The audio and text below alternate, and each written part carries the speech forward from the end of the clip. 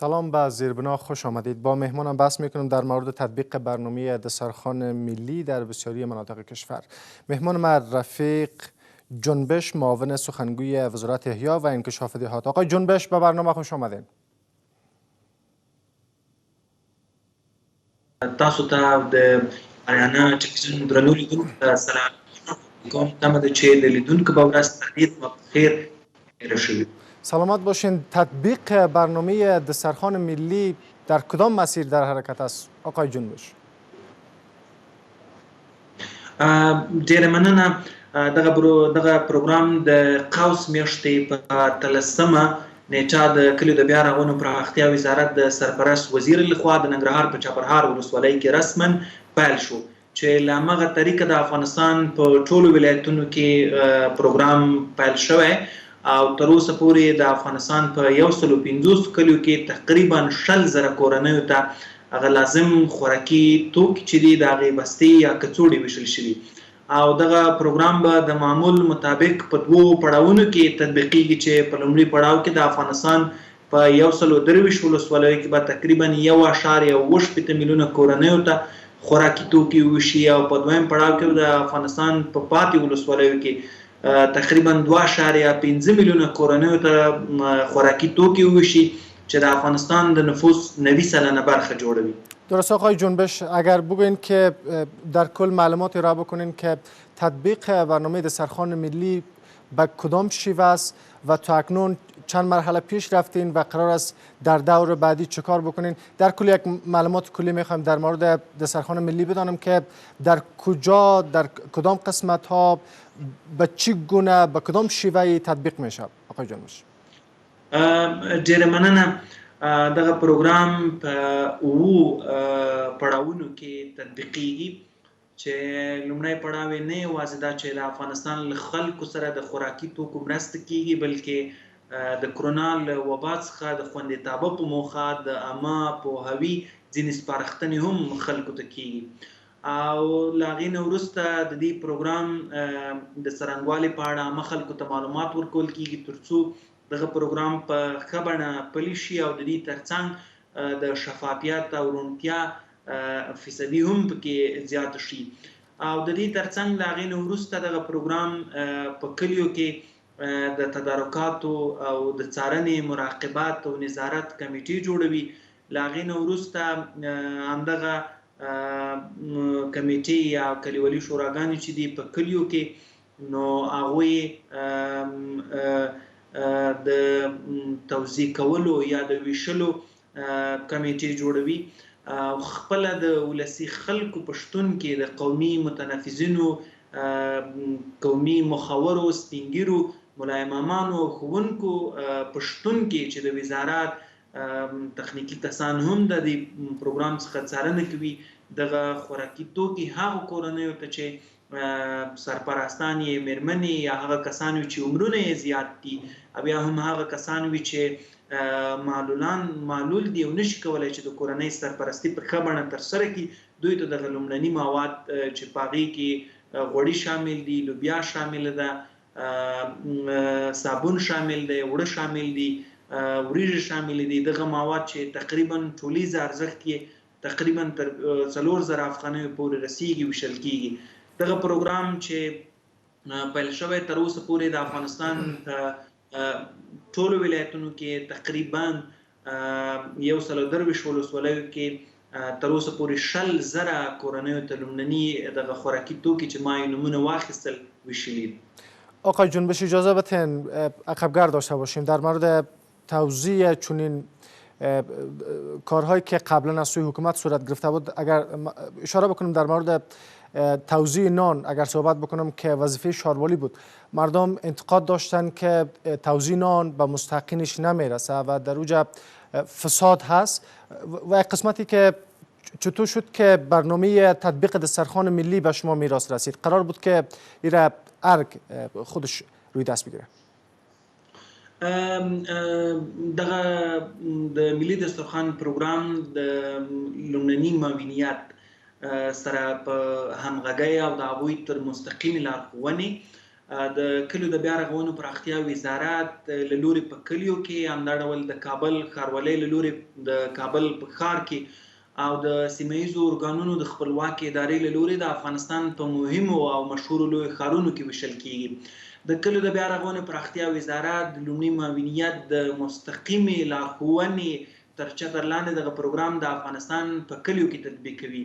چون د کلیو د بیا رغونې پراختیا وزارت عمومي سټراکچر د پروژو د تطبیق لپاره دا دی چې د کلیوالي شوراګانو له لوري چې د افغانستان په کلیو کې شتون لري تقریبا دا اوس هم د ولسي تړون ملي پروګرام له لوري چې خواوشا 14,000 شوراګانې یا 14,000 کلیو کې تر پوښښ لاندې دي همدغه شوراګانو له لارې ټولګټې پروژې تطبیق کوي.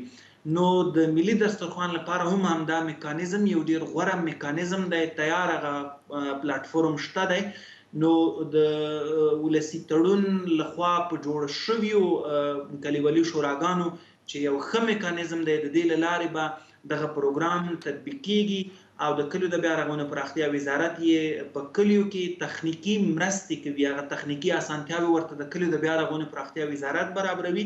د ولسي خلکو په مټ ولسي خلکو ته تطبیقیږي، لکه څه ډول چې د افغانستان ولسمشر د دې پروګرام په پرانیسته کې ویل چې دغه پروګرام به پخوا داسې و چې دولت به یا حکومت به پروژې تطبیقولې، برنامې به جوړولې او خلکو ته به حساب ورکو. اما دا ځل خبره معکوسه شوې ده. دا ځل خپله د شوراګانو اکاونټ ته پیسې ورځي او شوراګانې خپله ځان لپاره خوراکي توکي مواد اخلي، خپله د مستحقینو لیست جوړوي. د کلیو د بیا رغونې پراختیا وزارت او په ټوله کې د افغانستان دولت له دې پروژې څخه څار کوي او تخنیکی اسانتیاوې چې دي هغه ورته برابروي. یعنې خلک خپله لګښت کوي، خپله مصرف کوي او خپله پروژه تطبیق کوي او د افغانستان دولت ته به یې حساب ورکوي او د افغانستان دولت یې په څنګ کې تخنیکی اسانتیاوې برابروي. آقای جنبش اجازه بدین بپرسم که اگر چنین پروژه در 34 ولایت افغانستان تطبیق میشد با هزینه هنگفت باید از فلتر خانه ملت میگذشت. شما میبینید که این پروژه از سوی خانه ملت رد شد، حالا چرا تطبیق میکنین این پروژه را؟ زما نظر دا دی چې که دغه پروګرام په اول وخت کې د ولسي جرګې درنو اساسو ته سم ډول پوهاوی رامنځته شوی وای او د دې پروګرام څخه په دقیق ډول دوی اطلاع ترلاسه کړې وای، زما باور دا دی چې یو څه به نرمښت د دې پروګرام په تطبیق کې ښودلی وای او د دې ترڅنګ کومې اندېښنې چې دوی ښودلي د فساد یا نورو ادعاو په اړه د دې لپاره داسې میکانیزمونه رامنځته شوي چې تر ډیره بریده پورې د فساد د مخنیوي کچه راکموي او روڼتیا یا شفافیت تضمینوي.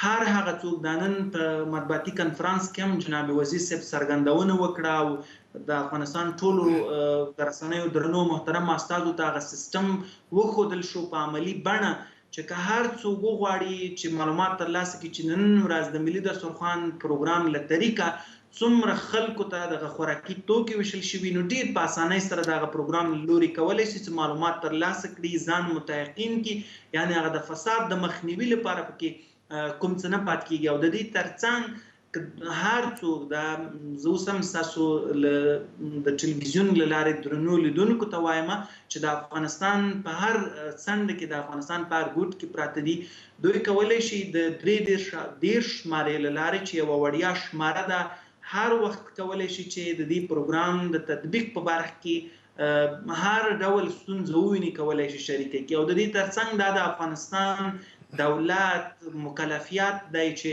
خپلو خلکو ته چې په سخت حالت کې دي، تاسو پوهیږئ چې کرونا د افغانستان نه یوازې د افغان بلکې د ټولې نړۍ اقتصادي سیستم ته زیان رسوي. آقای جنبش اما دولت ناکام بوده در قسمت تطبیق چنین پروژه ها. ما نمونه های شاید در گذشته ها داریم، توضیح نانم پیشتر مثال دادم.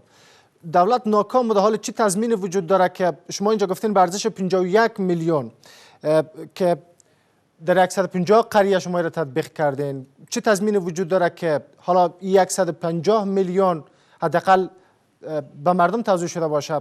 چون عملا ما دیدیم که هر پروژه‌ای که از سوی حکومت روی دست گرفته شده با فساد همراه بوده. حالا چه تضمین وجود داره که این 151 میلیون به مردم رسیده باشه؟ لکه ما چې په خپلو خبرو کې ویلي یو وضاحت بیا هم باید وشي. د دې پروګرام لپاره په لومړي پړاو کې تقریبا 8 میلیونه ډالر په پام کې نیول شوي او په دویم پړاو کې 140 میلیونه چې د افغانستان د 90% نفوس به تر خپل چتر لاندې نیسي. لکه ما وړاندې هم یادونه وکړه چې دغه پروګرام له نورو پروګرامونو څخه چې تاسو د وچې ډوډۍ یا سپورې ډوډۍ د ویشت خبره وکړه، هغې سره بالکل په متفاوته بڼه په ښه میکانیزمونو ښه پلاټفورم تطبیقیږي. یعنی د فساد د مخنیوي لپاره داسې میکانیزمونه جوړ شوي، مستحقو کسانو د پیژندلو لپاره داسې میکانیزمونه جوړ شوي چې تر ډیره بریده پورې به د ستونزو مخنیوی وکړي.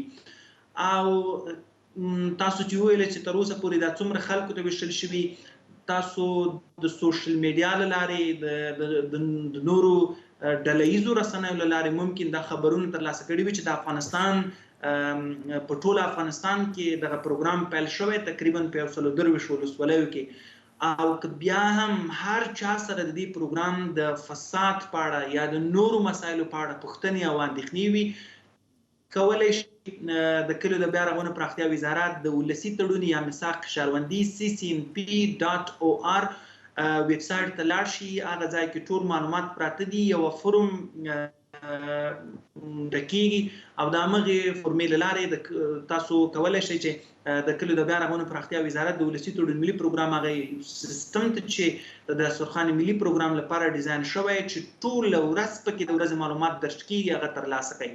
یعنی هیڅ ډول تر اوسه پورې چې دغه پروګرام تطبیق شوی د هر یو کس چې خوراکي توکي ویشل شوي د هغې ټول مشخصات، د تذکرې نمبر، ټلیفون شماره، ځای، ولسوالي، ولایت، کلی، شورا، ادرس، کوډ، دا ټول شیان په هغه یوزر کې درج دي او هر څوک کولی شي په اسانۍ له دې څخه معلومات ترلاسه کړي. که تاسو بیا هم مطمئن نه کولی شئ چې همغه ټلیفون شماره چې هلته درج دی د همغې کورنۍ له رئیس سره زنګ ووهئ، اړیکه ورسره ونیسئ او ځان ترې مطمئن کړئ چې هغه د مواد تاسو ته رسیدلی او که نه. درست. آقای جنبش اجازه بدین در مورد فقر صحبت بکنیم. رئیس جمهور گفت که 90% مردم افغانستان زیر خط فقر است. حالا روی دست گرفتن دسترخوان ملی، شما گفتین که حداقل در مرحله اول 20,000 خانواده از این پروژه مستفید شدن. شما گفتین که به ارزش 51 میلیون دلار بر ازوا مواد توزیع شد، از جمله لوبیاس و بعض مواد خوراکی که شما از او نام بردین، روغن، آرد چیزا. از با تطبیق پروژه چقدر از این 90% ما شاهدش می باشیم که کاهش پیدا میکنه فقر در افغانستان؟ ډیره مننه. اول دغه تقریبا 10 ورځې چې کېږي دا کوم ارقام چې تاسو یاد کړل 60,000 کورنیو ته خوراکي توکي ویشل شوي، دا پروسه روانه ده او په لومړي تړاو کې به 1.8 میلیونه کورنیو ته خوراکي توکي ویشل کېږي. یعنې همداسې روانه ده، تر اوسه پورې تکمیل شوې نه ده. بله مسله چې تاسو د غربت یا د فقر د مخنیوي په برخه کې یا د هغې د ګراف د راښکته کېدو په برخه کې د دې پروګرام په اغېزمنتوب خبرې وکړي. زه د غربت یا د فقر لاملونه یوازې دا نه دی چې فرض مثال موږ د دسترخوان ملي غوندې پروګرامونه تطبیق کړو، نو هغه به وکړی شي چې د فقر د کچې د راټیټولو په برخه کې مؤثر پرېوځي. بېلابېل لاملونه دي. فرض مثال څنګه کوی شو چې د هیواد کورنۍ اقتصاد پیاوړی کړو، ملي اقتصاد پیاوړی کړو، څنګه کوی شو چې صادرات زیات کړو، څنګه کولی شو چې په کور دننه کاري فرصتونه ایجاد کړو، خصوصي سکتور ته څنګه وده ورکړی شو او د افغانستان له زیربناو څخه په مؤثره او اغېزمنه بڼه ګټه واخیستل شي. نو بېلابېل ډولونه دي. دغه پروګرام یو ډیر کویک ریسپانس دی، یو ډیر بیړنی ځواب دی هغو کسانو ته چې د کرونا له وبا څخه متاثره شوي دي. دا اوس هم که تاسو د کابل ښار او د افغانستان نور ولایتونه وګورئ، ممکن ډیر کسان داسې پیدا کوي چې هغوی د نن شپې لپاره هم یوه وچه ډوډۍ هم نه لري. دا د هغو خلکو لپاره ترتیب شوی یا دغه پروګرام د خلکو لپاره میکانیزم شوی دی چې یو ډیر بیړنۍ عاجل مرسته له خلکو سره وشي. کرونا د افغانستان د کورني اقتصاد ترڅنګ ډیر خلک بیکاره کړل. لا پخوانه په افغانستان کې وضعیت ډیر ښه نه و، نو دی لا ډیر تاثیر وکړو. نو که یو چاته د یو وخت پورې دغه مواد وویشل شي، هغه به د کورنۍ نورو اړتیاو یا ضرورتونو ته پام وکړي، لکه اوس ژمی را روان دی، د اور د ګرمولو لپاره، د ځان د ګرمولو لپاره اور ته اړتیا ده، نو هغه به لرګي د ځان لپاره راونیسي. هغه به د کورنۍ د نورو غړو لپاره چې ناروغان دي د هغوی درملنې ته پیسې بیلې کړي. دا د هغو کورنیو لپاره یوه ډیره عاجله او مهمه مرسته ده په ډیر حساس وخت کې چې د هغې عواید ورځنی عواید ډیر کم دی. نو وبکړی شي چې د خوراکي توکو څخه نظر بله خوا شي او د کورنۍ نورو اړتیاو ته چې په دې حساس وخت کې چې ژمی دی او ساړه دی او بیلې ناروغۍ دي، کرونا ده او ځینو خلکو دندې له لاسه ورکړي دي، یا کاروبار چې دی په ژمي کې ممکن ځینې ټولنیزې یا رغنیزې پروژې چې دي زمینه نه وي ځکه هوا یخه وي او کارګرو ته د کار فرصت کم وي، نو د هغوی لپاره به د وخت لپاره یوه ښه او بیړنۍ او مهمه مرسته د افغانستان د دولت وي. او د دې ترڅنګ به د کرونا د وبا د مخنیوي په برخه کې عامو خلکو ته سپارښتنې وشي. تقریبا 100 کورنیو ته د کرونا د وبا څخه د مخنیوی په موخه سپارښتنې شوي چې دا د افغانستان دولت او د وزارت یو مهمه لاسته راوړنه ده. درست. آقای جنبش، فکر نمیکنید که این کمک ها به گونه مقطعی است، نمیتونه که به گونه دوام شکم خانواده‌های افغانستانی که در زیر خط فقر زندگی میکنه در داخل افغانستان شکمشون رو سیر بکنه؟ فکر نمیکنید که یک بدیل دیگر میداشتین برای اینکه مردم بتونه به گونه مداوم سر کار باشه؟ حداقل با ایجاد فابریکه‌ها در چند زون افغانستان میتونستین که به گونه مدام روزمزد ایجاد بکنین و مردم حداقل خودشان کار بکنن، سر پای خودشان احساس.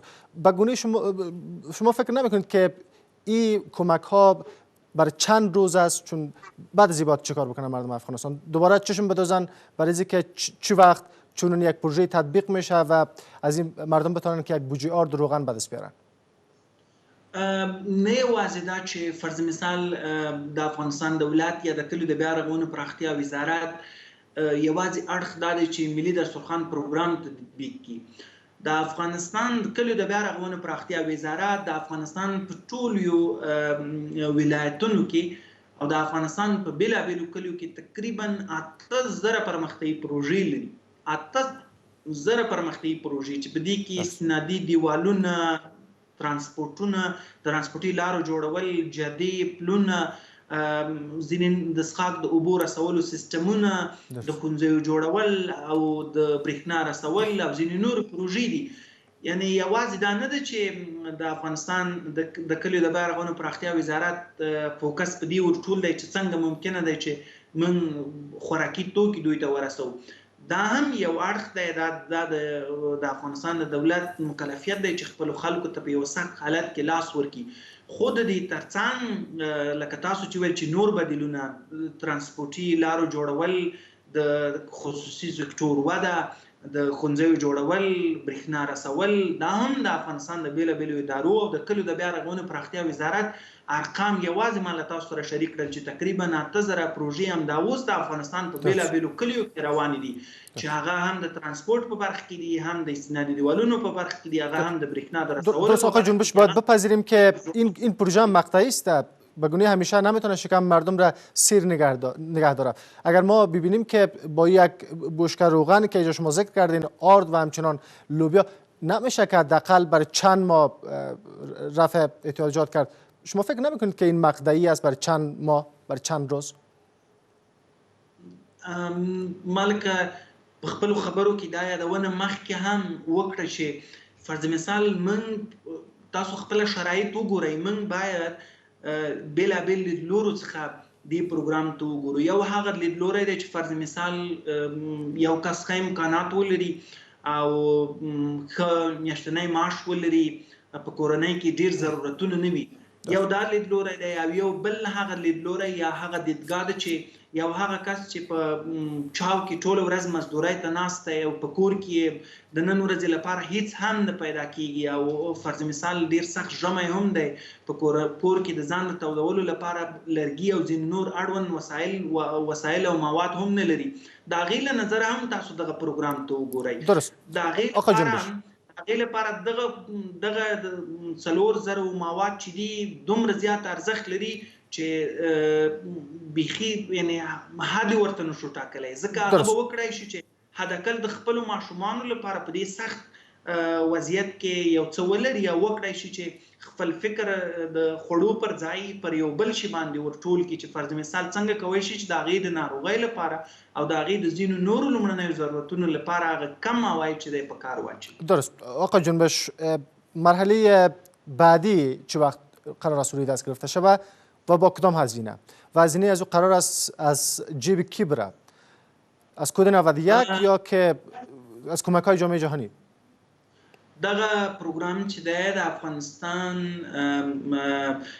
سره د بانک جهاني یا د نړیوال بانک مرستې دي، د هغې د مرستو په اساس به دغه پروګرام د افغانستان په ټولو ولایتونو کې پیل کیږي، تطبیق کیږي او د افغانستان 90 سلنه نفوس بیان 10 سلنه یا 10% هغه خلک چې ورځنی عواید یې ښه دي هغوی به په دې پروګرام کې نه وي شامل، نور به د افغانستان ټول نفوس په دې پروګرام کې شامل شي او هغوی ته به همدغه لومړني توکي وویشل شي. او بیا یادونه غواړم چې دا د نړیوال بانک یا بانک جهاني مرسته ده چې د هغې مرستې په اساس به د سرخان ملی پروګرام په ټول افغانستان کې تطبیق شي. درست. چقدر بانک جهانی کمک کرده و چقدرش مانده آقای جنبش؟ تر اوسه پورې خو لکه ما چې ویل چې لومړي پړاو ته تقریبا 80 میلیونه ډالر او دویم پړاو ته 140 خواوشا میلیونه ډالر تطبیق شوي ځانګړي شوي دي او تر اوسه پورې د افغانستان بېلابېلو کلیو ته تقریبا له 50 میلیونو خواوشا کې د شوراګانو اکاونټونو ته پیسې ورغلي چې دوی په لومړني مواد واخلي. درست.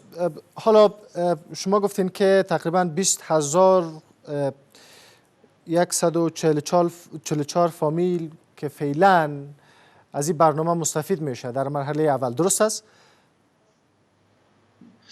ما ولوم ویل چې دا په 10 ورځو کې زمونږ د دسترخوان ملي پروګرام څخه پیل شوی، تر اوسه پورې دومره کورنۍ یعنې 100,000 کورنۍ مستفید شوي. دا پروګرام روان دی او چې لومړنی پړاو یې تطبیقیږي 1.8 میلیونه کورنۍ به له دې پروګرام څخه مستفید شي.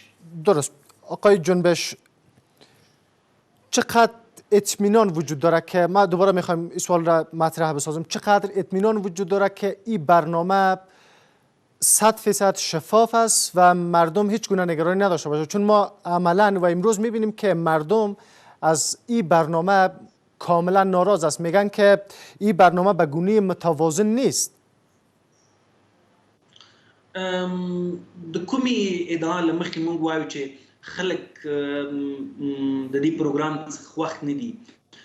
لکه تاسو چې ویلئ چې د افغانستان ولسي جرګې ویل چې دا پروګرام په افغانستان کلیو کې نه تطبیقیږي، له هغې نه وروسته که تاسو سوشل میډیا وګورئ یا فرض مثال نورې محلي رسنۍ وګورئ، د افغانستان له هر ولایت څخه خلکو دا غږ پورته کړ چې دغه پروګرام باید تطبیق شي.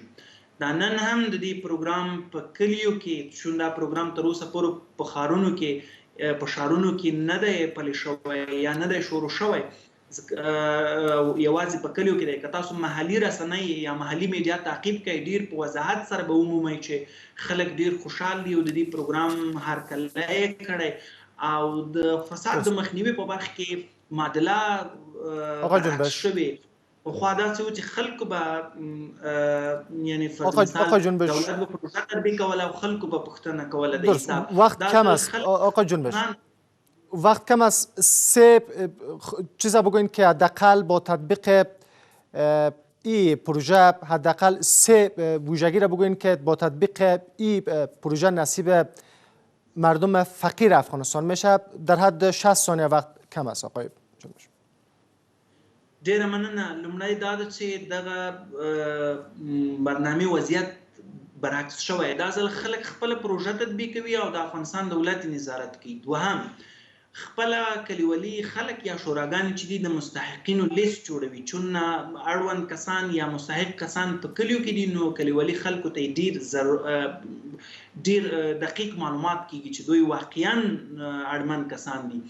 دریمه مسله دا ده چې که هر ډول شکایت په دې پروګرام کې وي چې یو کس مستحق وي او هغې ته مواد نه وي رسېدلی، د افغانستان په هره څنډه کې وي، کولی شي چې 33 شمارې څخه وړیا شماره ده خپل شکایت ثبت کړي او زموږ اړوند کسان د همغه شکایت ته رسیدگی وکړي. تشکر آقای رفیق جنبش، معاون سخنگوی وزارت احیا و انکشاف دهات. سپاسگزار از حضورتان. و اکنون نرخ اسعار.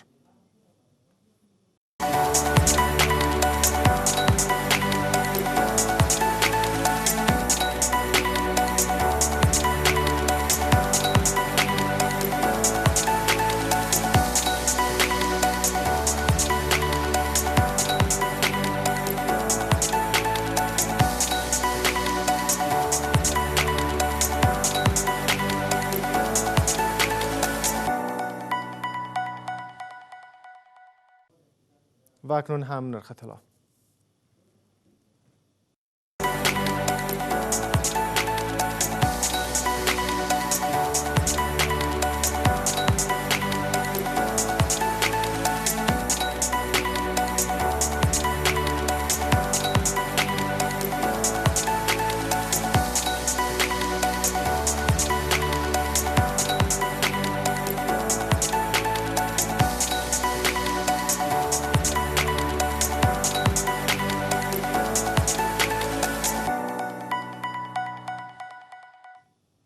رسیدیم به پایان برنامه زیر بنا. وقت بخیر.